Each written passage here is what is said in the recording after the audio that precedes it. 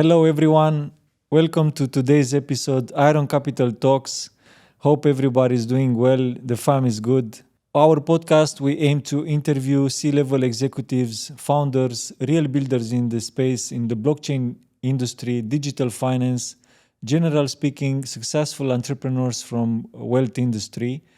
I want to reveal, guys, what does it take to become a successful investor? What actually these people do differently?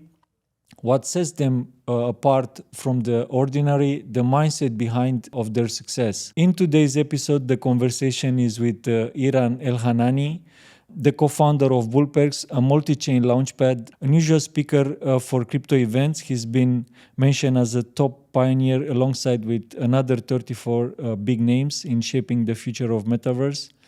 Previously, he's been involved in real estate investments and traditional VC.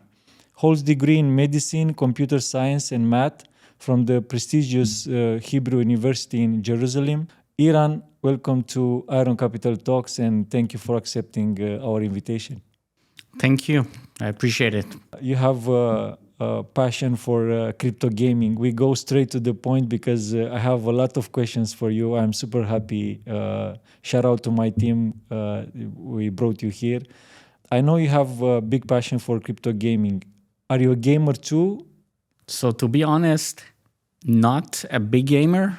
I mean, I obviously, like everyone else, I played when I was young, but then I got too busy, so I don't have time to play too much, but I still love it and I still respect the space a lot. What's your favorite game, like all time? Like what's your the romantic spot when you think about gaming?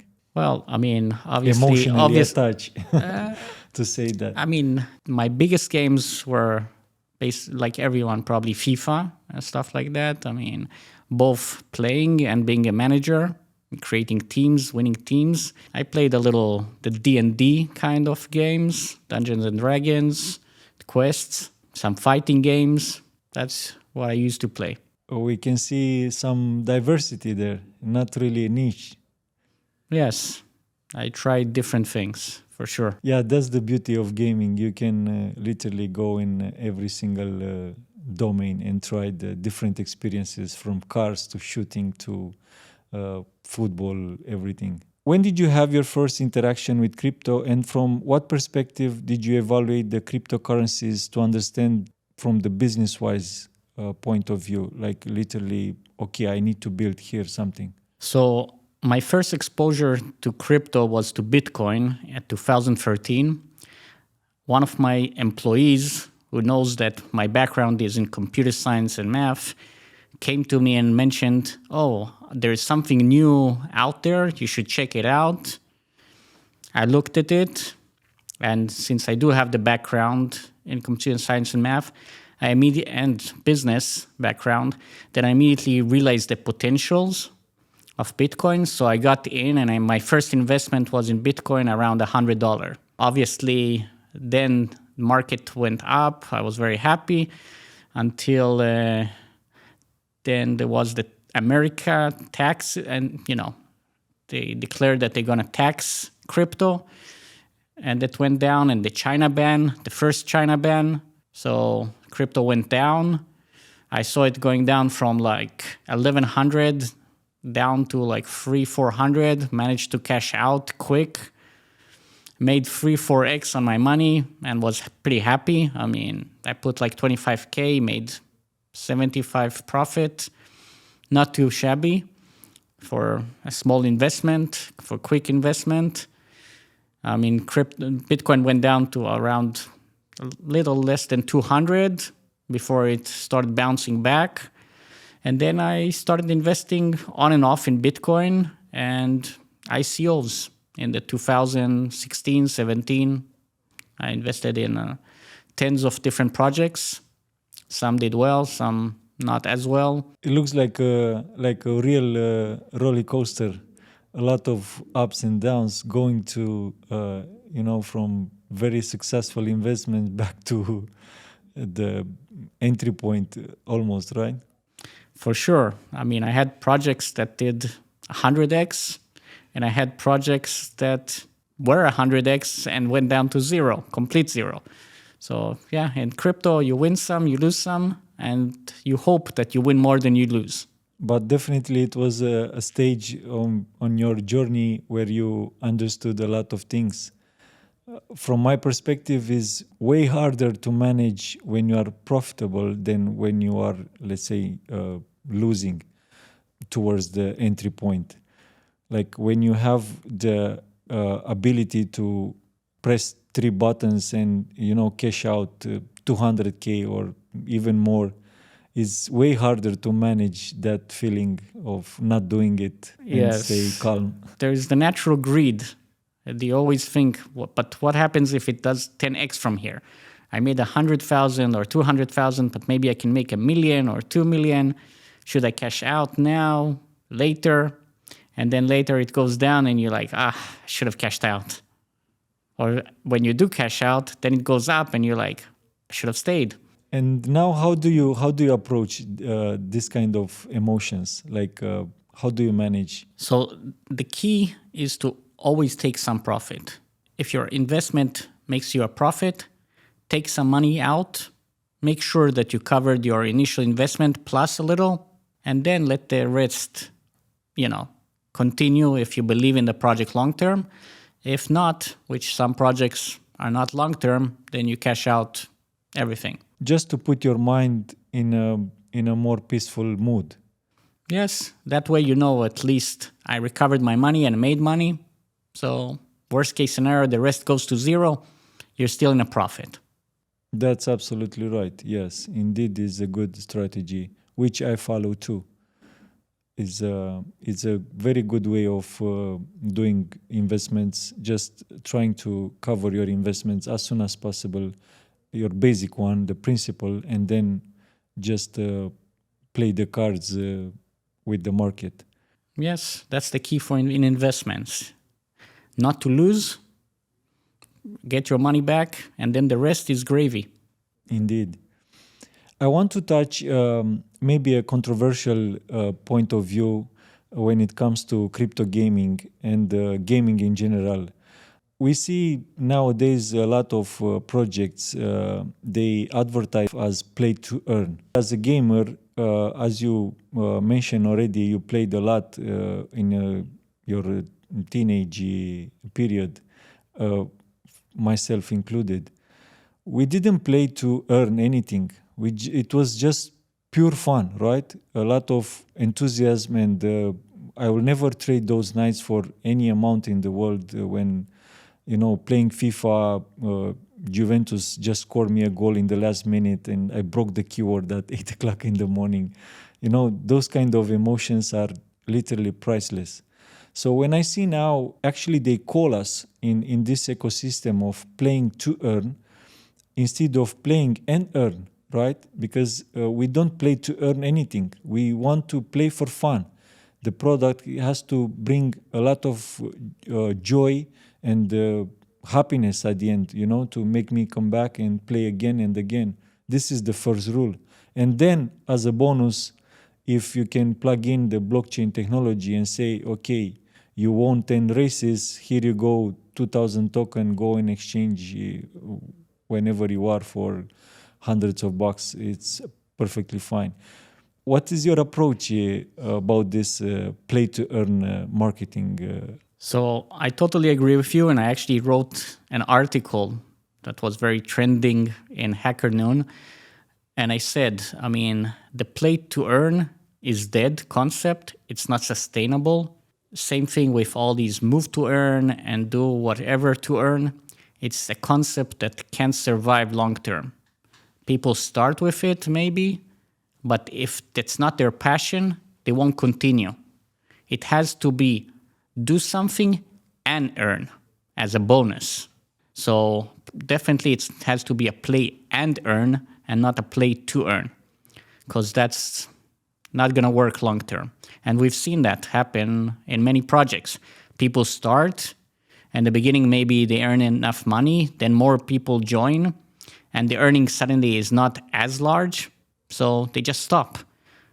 Unlike if you actually enjoy the game, then if you make a little more, a little less, you wouldn't care. You will actually enjoy the games. This is what happened with the crypto space. The initial games were just a quick, cash outs, quick games that without quality.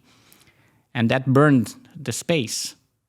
Now we see a lot of other games coming out that's been worked on for a few years, and those games will be fun. So if you add to them also some earning, that could bring the adoption. Do you have this kind of conversation with crypto gaming builders, like from Yes. early stages, put them on the right path when it comes to project development? Yes, I actually just had a project in like the last 2 weeks that I've been advising, a game that started with that exact concept, with a game to play to earn and a move to earn. And I told him, listen, it's not going to work. You have to change everywhere, the white paper, the whole idea. First of all, it needs to be free so everyone can play. Then it has to be a play and earn and not a play to earn. Beautiful. Yeah, that's my belief, and that's what I'm tell projects that I come across. And what was their reaction? They totally understood and agreed. Are they coachable in general? Some do, some don't. So if they don't, we don't work with them.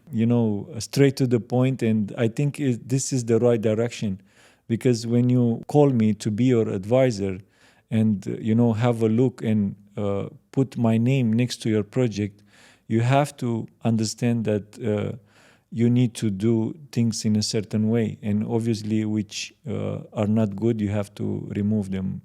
Otherwise, it's business. We shake hands. Bye-bye. Yeah.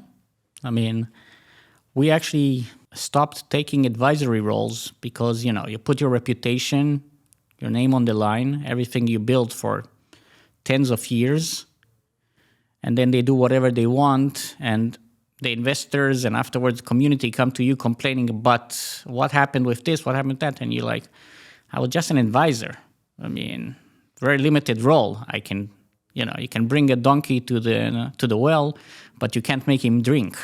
So, do you think big players, like when you say big players like EA Sports, do you think they have on their roadmap to come into blockchain industry? yes, With their game? for sure. I mean, all the big companies are now exploring that. I believe Riot and a lot of others are about to join. Epic, everyone is coming to the space. Do you have any idea about the deadline? Like, There are already games that they're working on. So I do expect in the next year or so to start seeing some titles released by them. I know that, for example, Assassin's Creed has been in some work and stuff like that. So yeah. when it comes to launching a crypto gaming project, what will be a perfect launch from your perspective? The problem of most projects of games is, you can create the hype and then get the buyers the initial listing. Problem is that within a week or two, the hype is down and most projects just go downhill from there. Ideal launch would be sustainability, that the project is able to sustain interest and get the adoption. That way, also the token usage. Because again, if there's no token usage in the project, then it can't sustain the price. I mean, you can do staking, you can do whatever you want, but in the end of the day, if people are not going to use the token, then it's not going to sustain the price. So the ideal launch will be a project that can actually grow, build the user base. We have a few projects actually coming up that we are excited about, that hopefully they might be the ones that will start driving that adoption. But in the same time, I'm a marketer. So when I shape out a launching strategy, I do include the hype as well. I think is quite necessary, but the problem is where is only hype. So it has to be a mix where I can say it in terms of ratio, maybe 70-30 or maybe 80-20, with 80% obviously for sustainability, as you mentioned, and around 20% of the hype to create the buzz in the market. Yes, of course. You need to create. You need to attract the users. So you have to create the. But then again, if the game, like you mentioned, if the game is not fun to play and interesting, captivating, people will leave. If it only was hype, people won't join. So it has to be sustainable and it has to be adopted. And you need to constantly do marketing because you constantly need to grow your user base. Because, you have maybe some percentage of retention of users, but if you don't keep on advertising and attracting new users, your numbers are going down. That's what happened with Axie Infinity in the end of the day. The numbers, at the beginning, there was a big adoption because of those play to earn and the rewards. But as soon as the rewards went down and the gameplay wasn't as attractive, they lost their user base and they weren't able to attract new ones. How important do you see the marketing when it comes to a project in crypto? So crypto is a lot about marketing and sales. I mean, this is one of the things when we look at the team is we're looking at their ability to market and execute. Marketing is a huge part of crypto, creating that hype, maintaining that hype. In traditional VC, in traditional tech companies, you give a report every quarter, every 6 months. In crypto, the community is every day asking what's going on, when moon, what's new. If you disappear for even 2-3 days silent, everyone immediately assumes that you rugged. So marketing is super important in crypto. Yes, I'm trying to have this approach when we do the calls with builders, CEOs of the projects, ask them about how much is the budget for the marketing, for example, for a year. What will be the strategy behind? What's your avatar? What's your ideal targeted audience? Some of them just like, what do you mean? And at that point, I'm literally, I'm okay to share. Like, everyone can be teachable or you can learn something. But in the same time, it gives me the perspective and the dimension of your how we are going to build the project from here if you don't know your yes, targeted audience from the beginning, right? definitely a red flag. Yes, we ask these questions, and the problem is a lot of these founders, they might be passionate and they might be good product guys, but if they don't build the right team with marketing and sales, they're not going to survive. They're not going to succeed. You can have amazing product, but if you don't know how to sell it and market it, no one's going to use it. It's not going to succeed. I mean, it's the basic case when you do an MBA, you learn about the alpha and beta. Yes. In the cassette recorders. I mean, that's old days because now everyone's not using these cassettes. But, the company that had the better marketing, the better partnerships was the one that succeeded and took over the market. And the one that actually had a better product died because they didn't have those skills. So it's super important. An ideal scenario is working much more better to have like a medium quality product and absolutely outstanding execution is going to perform way better than excellent product with bad execution. Agreed. And I mean, obviously you want all aspects to be good, but yes. Where I would compromise is on the product level, but the marketing and sales, you can't compromise. And if you do well, you can always afterwards bring someone and improve the product. Yes, I do agree with you. Building a successful launchpad requires understanding market trends and identifying promising projects. How do you approach market research and due diligence to ensure the selection of high potential projects? So it's very hard work. I mean, we have tons of deal flow from all over, whether it's investors, whether it's passive, whether it's we're going out there and searching for it. other launchpads that want to share deal flow with us. So we get tens of projects a day probably. We review them, and basically quickly look at, like I mentioned, the team is very important. You want to see their past experience, both traction, what they did before, as well as their crypto exposure. You want to make sure that they can execute. Because everyone can say that I'm going to be the top and the best, but show me your track record, show me what you did, show me how you're going to get there. And then obviously you look at the product. We're not going to, at this point, we're not launching ideas. You want already some traction. So you want to see either a product, a demo. You want to see maybe some, the metrics of how many users, monthly users, daily average users, how many downloads they have already. So you want to see something already been done. I mean, at this point, if you just have an idea, it's not, the early crypto days when you wrote a white paper and you raised tens of millions of dollars. At this point, you need to come to the table and show that you've done something. Maybe bootstrapped or maybe found angels to get to this point, but I want to see you at a certain point that I believe that you will be a sustainable company. I don't want a company that after a few months gonna shut down the doors. So that's another thing we checked. Obviously, the trends and the market. We measure what do we think if they can get into top exchanges or not. So we have a lot of parameters that we look into to assess a company. I mean, we look at the tokenomics. We will obviously, if we need it, we will help with it.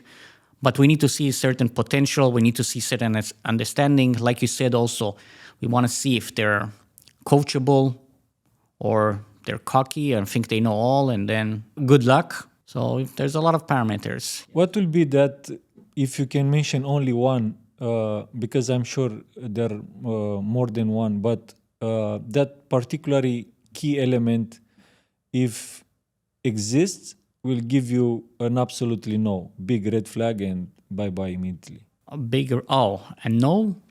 I mean, we see that all the time. I see so many scams or cash grabs. You can just smell it. And you'll see sometimes also founders that been moving around between projects, like every month or two, they're changing to launching a new project.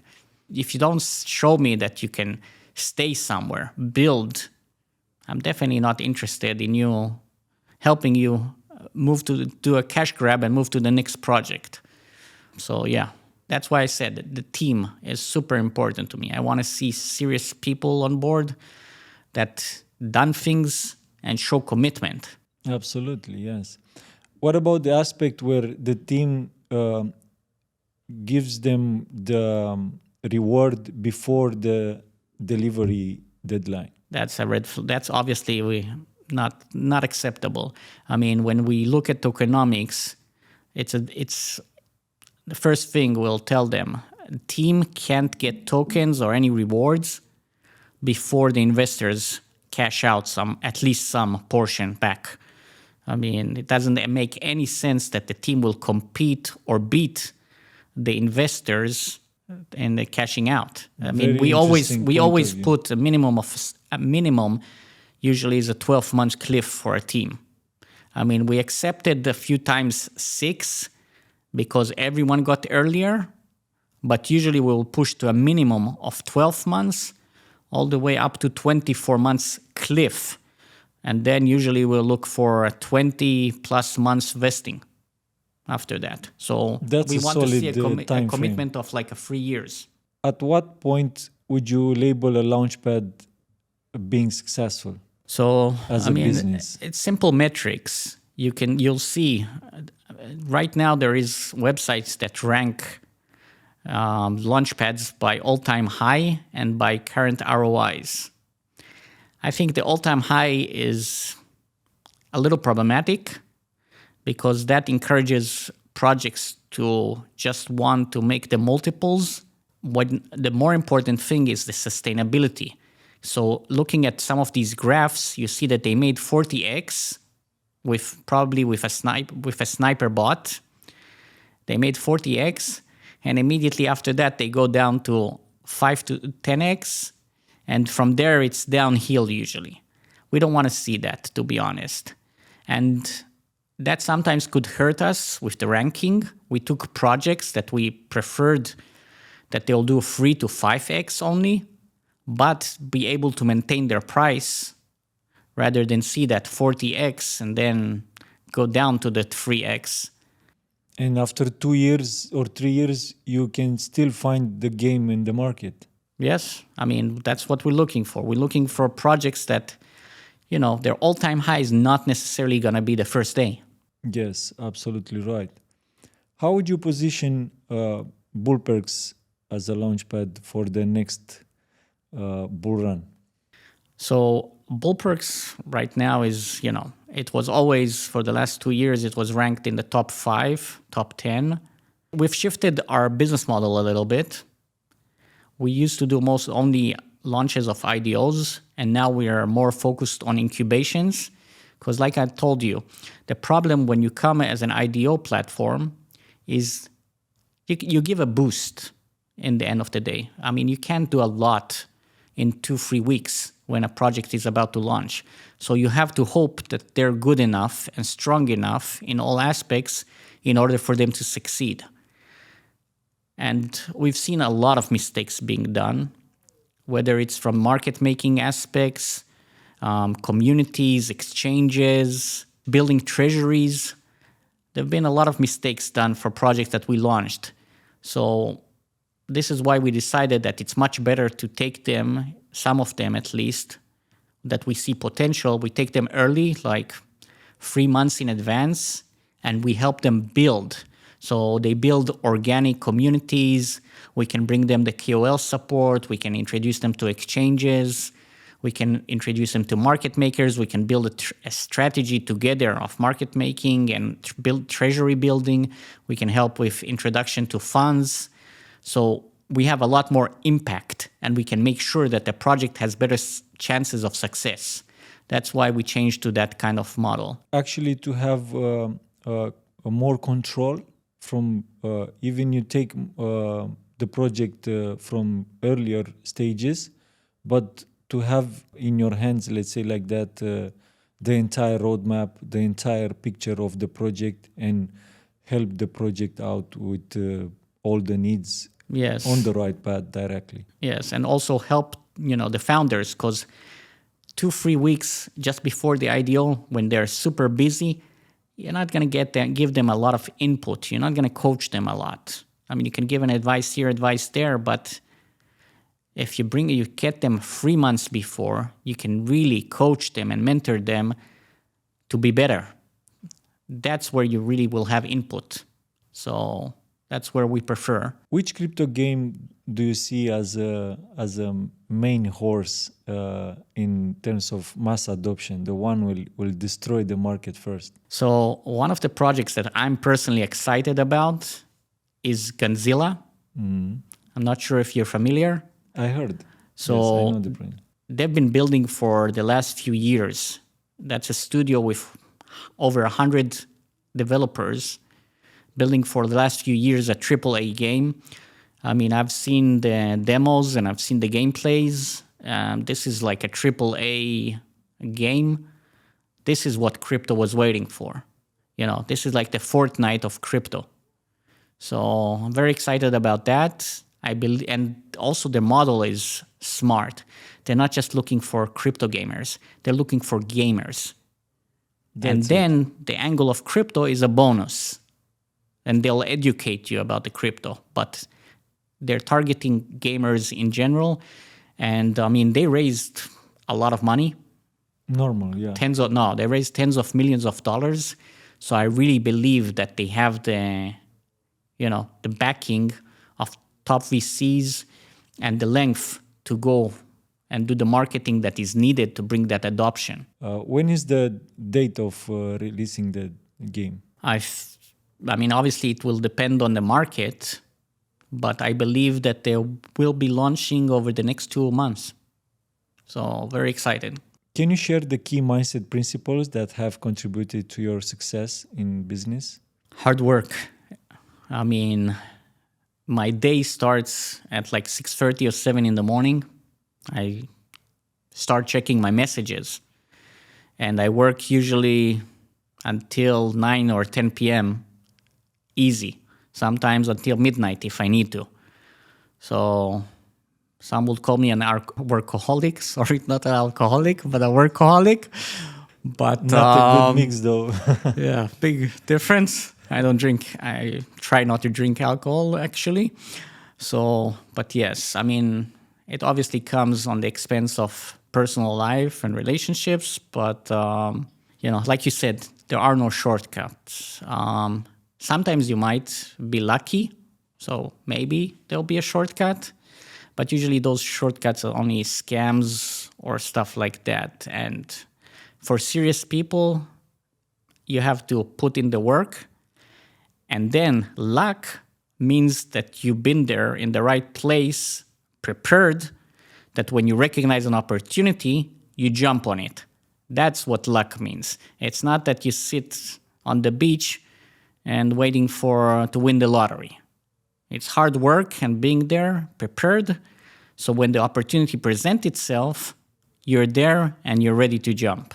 Prime yourself for the opportunity. Yes. If you can give a piece of advice for a 20 years old guy who wants to start a business, what will be your advice for him? I want him to make sure that he's ready, because you need a tough skin as an entrepreneur. There will be minutes that you want to quit. There will be times that you want to quit. There will be very hard times for almost every founder. A lot of the projects that actually ended up with big exits were very close to bankruptcy also. So if you're looking for an easy life, which I see a lot of these, a lot of this generation, the early generation now, they want, to travel, to party, to have a great life, work around the world. It all sounds great, but if you really want to succeed, then be ready to pay the price, to sacrifice a lot. It's like Kevin O'Leary says, Someone asked him about relationship, if you would give up your relationship or your business. Without hesitation, he said, you should give up the wife. Yeah, I know. I saw the interview, yeah. Yes, and people attacked him, but that's the reality. And that's why I respect him a lot, because, it's about commitment. If you want to be an entrepreneur, a founder, you need to be willing to give up almost everything for it. To put all your time, all your efforts, all your energies on the project. Otherwise, just don't do it. Yes, there is a price you have to pay, and you have to be aware that you need to become good at failures first.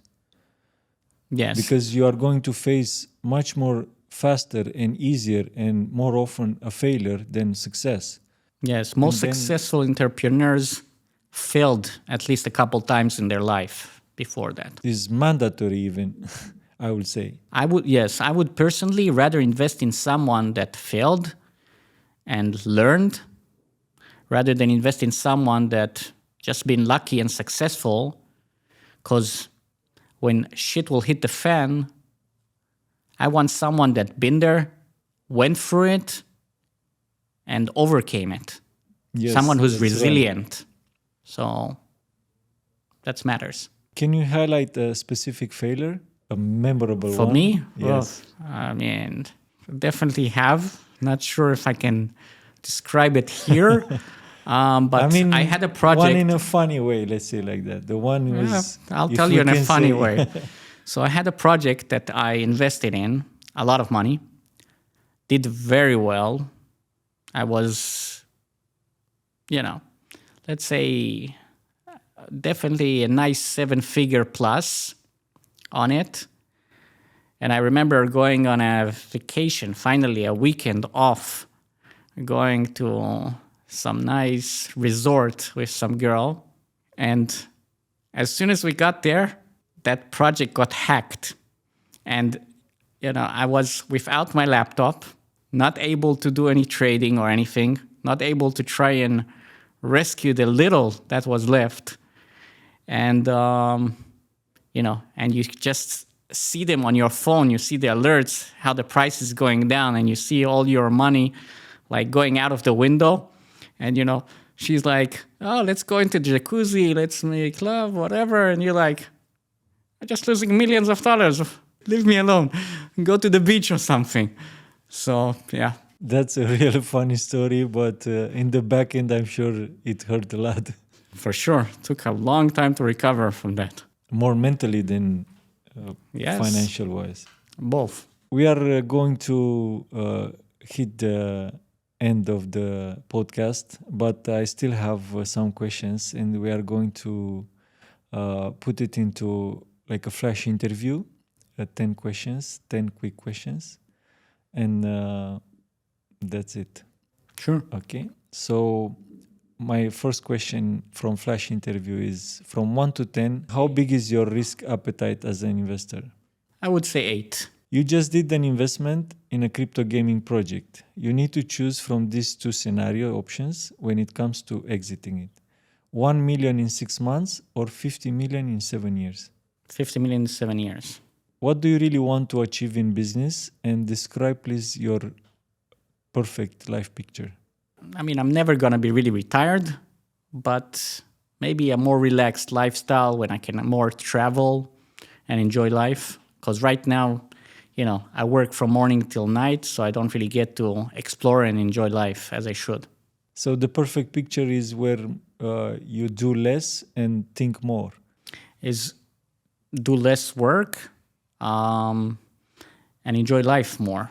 I mean, if I'm not enjoying the money that I make, then what's the point? And I want to start a family. So, yeah. If you could be a character in any crypto game or metaverse, who would you be? Ooh, that's a tough one. Not sure. Need to think about that. Maybe is going to be something like Iron Man, or more like an animal or something.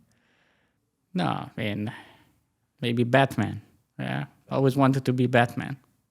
Someone that doesn't have superhero, abilities, but still makes the most from what he has. If you can put yourself in position of a superpower holder, what would that be? Like, would you like to be invisible? Would you like to be, traveling in time? Would you like to be immortal? What would you pick? A superpower? Traveling in time sounds great. Or, teleporting. That would be nice. You need to meet an important person for a meeting. The person has changed and postponed the meeting twice already. Do you ask for the third? Depends what was the reasons for the previous. If it's family, emergencies, then maybe.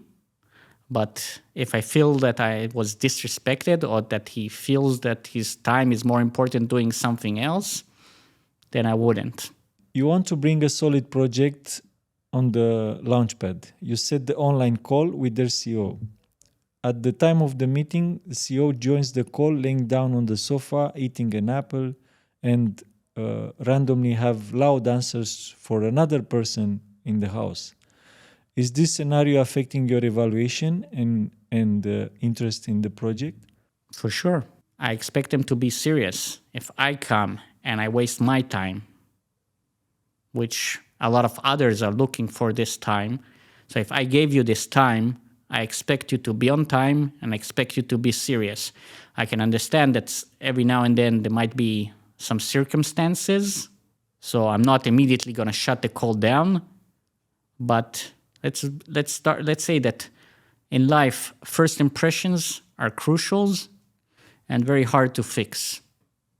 So if that's the first impression you gave me, it will be very hard for you to recover from there. So you are a fan of a serious approach when it comes to investment. I'm asking you because some investors, they do like to bring people into the comfort zone, where they are more in a natural mood and they can Comfort share zone. things, much more easier. Comfort zone is one thing, but disrespect, it's a different thing. You have calls. I had calls, for example. The CEO was supposed to be on the call, and then he sends me some BD that barely speaks English or barely knows the project to try and pitch me. Immediately shut down the call. I mean, don't waste my time. I'm spending my time. I expect you to spend your time, and I expect you to be committed. Because if you're not committed to me, then you're probably not committed to investors, and you're probably not committed to the project. It just shows how serious you are. I think this one is important too. The way how you trade your own time is the way how others will treat you. Yes. If you don't respect yourself and your own time, then others won't. I mean, I have a rule. Even my friends, they know that if someone's late more than 15 minutes, I'm gone. I don't care if they're friends or they're a date or whatever. She could be gorgeous, but if you're not gonna respect my time, I'm sorry, I'm not gonna be there. Who is the richest person in your personal network? There's a lot of rich people. I know a few big billionaires, so I don't want to mention names. I'm not in the business of throwing names. I actually dislike when people do that and they try to impress you. As someone who's been around for a long time and already at my age, I'm not impressed easy. So anyone that tries, for me, that's kind of a turnoff. So if you're going to try and you tell me, oh, I know this, I know that, you know what? Okay, take the phone out, text them right now, let's see that they answer. If you can't, don't talk. Maybe we should describe the rich, right? Maybe some people just put rich equal to financial only, but maybe you are rich in mindset. I agree. Success and rich, it's not just financially. I look at some of my friends, they're not rich, but they have families. They build successful families, happy families. They're in happy relationship or marriages. I mean, to be honest, I'm sometimes jealous in them because, what are you taking with you when you die? Are you taking the money with you? Or are you taking memories with you? Who's going to cry about you over your grave? The family or some people that you just partied with? Yes, absolutely. But I think this is the paradox of life, right? At the table, always the guy who has, the most beautiful wife will be jealous on the richest guy. The richest guy will be jealous on the guy who is fit. The guy who is fit will say, okay, I'm fit, but I'm not rich. I'm rich, but I'm not married. And the loop is in this way where you can have them all at one point. Or the maybe grass of the neighbor is always greener. Yes. Life is compromises. It's hard to have it all. You usually have to compromise on something. So, yeah. As an investor, it's obvious the compromise is going to be in a personal life because the amount of work you need to put behind successful businesses. Yes, as a founder, yes. As an entrepreneur, yes. Investor, you can actually have a good life. Yeah, investor as a term, but definitely as an entrepreneur, you are an investor as well, right? You invest mostly in yourself and your company. Yeah. Yes. I'm going to give you 3 games, and you have $100,000 to invest in these games and how the split will look like. First one, Illuvium. Second is Sidus. The third one is Gold Fever. Interesting choices. So I actually know the Sidus team very well, and we actually launched them, helped them launch. So I know they're a hardworking team, and they keep on coming with games and stuff. So I personally like them. But in general, unless you really believe in something, I would say you diversify your risk. So I would maybe put the most on them and then put a little less on the others to diversify the risk. Because all you need is one of them to succeed and you recovered your money plus. If two succeed, you're golden. Got it. The last question from our flash interview. Have you ever cried for money? Cried for money. I never cried for money, but I definitely had situation in my life that I didn't have money. I remember my bottom was when I arrived to the US. You know, I came after burning all my life savings from the tech days while traveling in South America for more than 6 months. And, you know, I didn't plan to stay in America. I only came for interviews to MBAs. And one thing led to another, and I ended up staying and getting, you know, to work there. But until I was getting paid, I didn't have any money, so I was living in cheap motels with like 10, 12 other people. I had like a $4 or $5 budget a day for food. So I would have like a donut or a bagel in the morning for like $1. Then lunch was, in America, you have $1 pizzas. So I would have like 2 slices of pizza for another $2. And then in the evening, another like bagel or something like that. And that was the menu for the day. That was the budget. And I even reached out a situation that I really didn't have even the money to pay for a motel. So I ended up sleeping like 2 nights on the subway with my bags, you know, just sleeping in the subways, on the Q train, back and forth between Brooklyn and Manhattan. I believe those times makes the solid foundation of your personality in terms of being successful as an entrepreneur. It toughens you up, Yeah. and it's all, you know, because you always tell yourself, okay, worst case scenario, what happens? I already been there, done that. So, okay, if I need to go backwards and to start again, I will. I already been successful, so it will be much easier to be successful again. Kind of like what happened with Donald Trump, you know? He was broke a few times, but he managed to recover. So once you've been successful once, you learn how to get there. You build some networks. You access that energy level, that status, and can be bounced back much more easy. So, you know, you have some setbacks, some failures, but you bounce back and you're resilient. Yeah. And since you've been in this kind of situation, sleeping in the subway or, you know, sleeping in the middle of nowhere in the deserts during your army service, everything else is a bonus. Exactly. Then it's, you know, it's easy. Yes. Most people, that's their problem. They're not resilient. They're not tough. You know, they think that they're strong or tough because maybe of physical aspects, but toughness is not outside and it's not your physical. It's what you have in here. Beautiful. I want to stay with that and to thank you again for coming today and accepting our invitation. We can just tell to people where they can find you if they want to send you an email or, you know. Sure. I mean, probably the best way is just to find me on LinkedIn.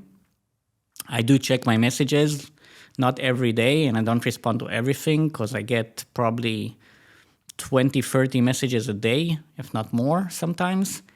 But I do review most of them. So if it's an interesting message, you can always reach out to me on LinkedIn. Also have my email. Our company email, info@bullperks.com, which our assistants will review and refer it according. Eran, thank you very much again, and hope to see you soon in the industry building absolutely outstanding products as you did and as you are doing it with BullPerks. Thank you very much. Appreciate it. Thank you very much, guys, for watching today. As you know, I'm the man of my community. Please drop a comment below. Tell us how we did it. Maybe if you learned something from our guest today, his mindset, his outstanding results. Let us know how we did it. Let me know, of course, which individuals you think we can bring here at the table. You can find us on LinkedIn, Facebook, Instagram, and Twitter, Eran Capital News. And thank you very much for watching. Consider to subscribe, and see you on the next one. Thank you.